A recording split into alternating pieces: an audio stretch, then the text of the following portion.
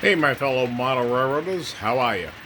This is Andy from Sutton. Just wanted to shoot you a quick vid that the wall from hell in the corner is coming along very nicely. It's going along a little easier than I anticipated, but the reason I'm calling it that is you need to be a contortionist to get behind that side of the layout. You gotta be right-handed, left-handed, and you need to be able to work from the top and the bottom. But there she is.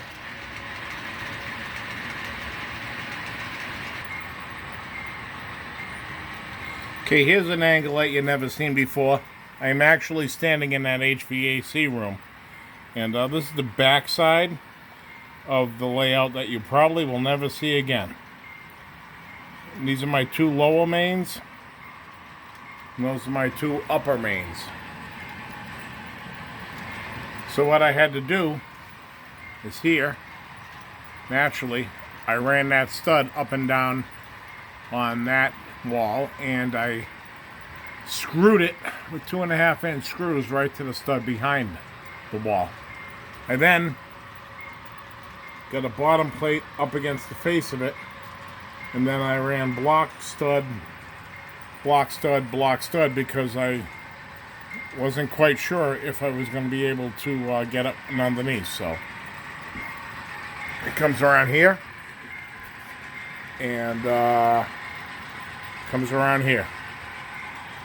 So once again, that's the back side of the tunnel. That will probably never be seen again.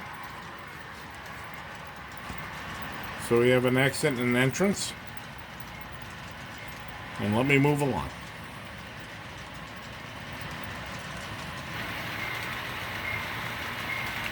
We're talking about $13, $14 American in lumber over there. A 2x4x8 stud in the US right now is $3.52 a piece where I went.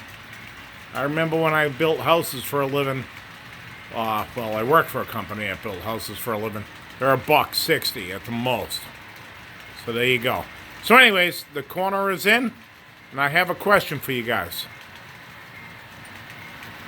Blue board or drywall? I'm a carpenter by trade, and I will get the job done one way or another, but I'm wondering, all I want to do is, I'm going to put it up there on one sheet. One sheet will cover it, and I will screw it to the studs, and I will joint compound it on the, the holes in the sides, or caulk the sides. But what do you guys recommend? Blue board or drywall? Because I've heard that, you can paint one, you can't paint the other. But if you don't know, I understand. But I want the easiest one where I can put it up, hit the screw holes, hit the edges, sand it all down, then paint it. Prime and paint it. I also started playing around over here now that the fascia is in and the wall's going in. Just playing around, and what I do is I come down here at night and just put things out. And naturally that's foam board.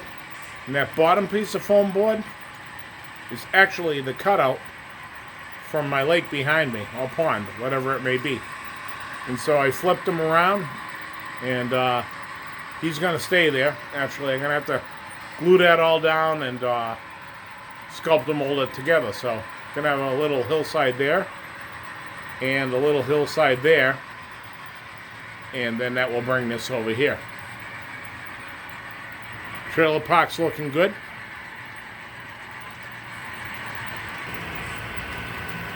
Then a little train action.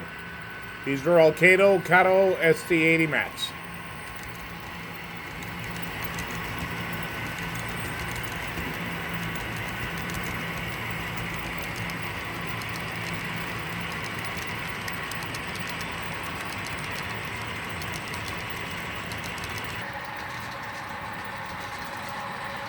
Rivet counters.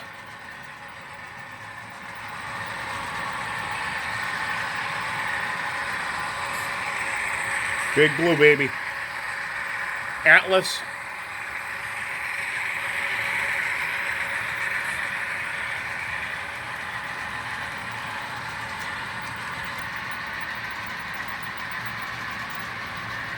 downtown.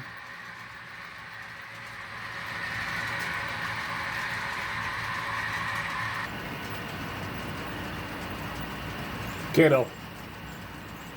Powered. My only dummy unit right there on the layout is right there, non-powered. She's a beauty. So once again, I'll let you go quick tonight. I'm just wondering if you guys know. Drywall or blue board, there is a difference. One likes moisture, one don't. I'm going to get that done this coming weekend, and then we'll get into the sculptor mold and the mountains. Trailer park's looking pretty good. Well, one other thing. When I was talking about the fascia board, I use an adhesive, very heavy on the top and the bottom edge. And that also helps hold it. And you'll notice that there's no nails, no screws, no grommets. This is all clean. Well, clean as it can be for now. So think about that. Think about your adhesives.